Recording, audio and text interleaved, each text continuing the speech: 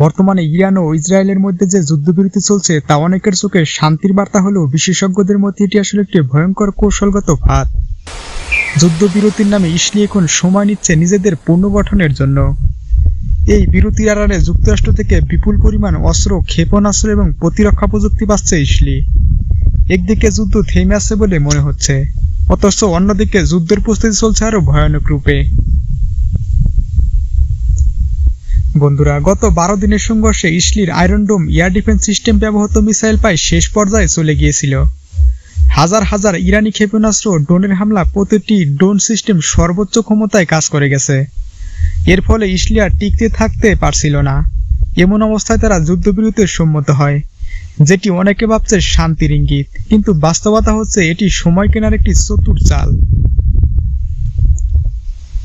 এই সময় যুক্তরাষ্ট্রের কংগ্রেস $6 বিলিয়ন নতুন সামরিক প্যাকেজ অনুমোদন করেছে, যার একটি বড় অংশ যাচ্ছে ইসরায়েলে।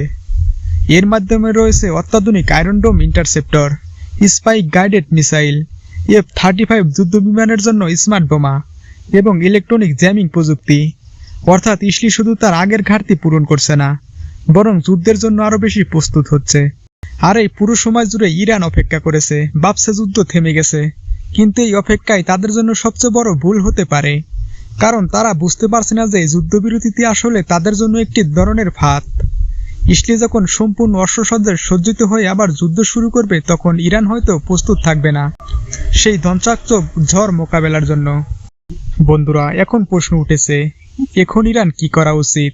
প্রথমত, ইরানকে যুদ্ধবিরতির এই সময়কে বিশ্রাম মনে করা না, এটি ব্যবহার করতে হবে প্রস্তুতির জন্য।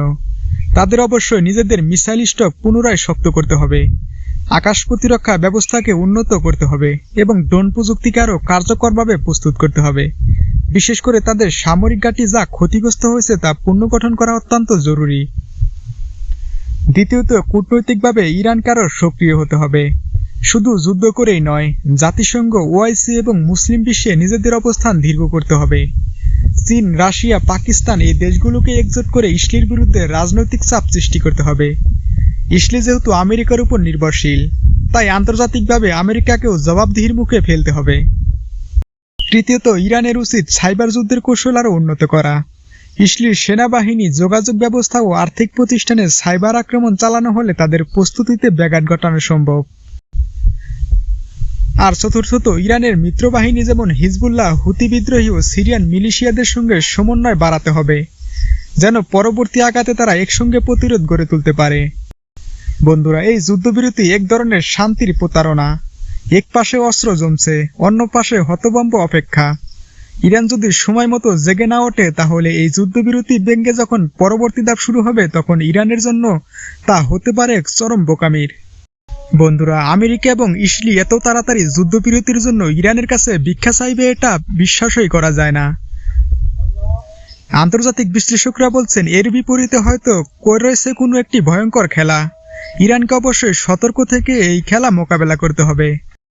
বন্ধুরা, ভিডিওটি ভালো লাগলে অবশ্যই একটি লাইক করবেন এবং ভালো না লাগলেও লাইক করবেন, আস্তে আস্তে ভালো লেগে যাবে ইনশাল্লাহ। আর আমার চ্যানেলটি নতুন, অবশ্যই আমাকে সাবস্ক্রাইব করে আমাকে সাপোর্ট করবেন। ধন্যবাদ সবাইকে।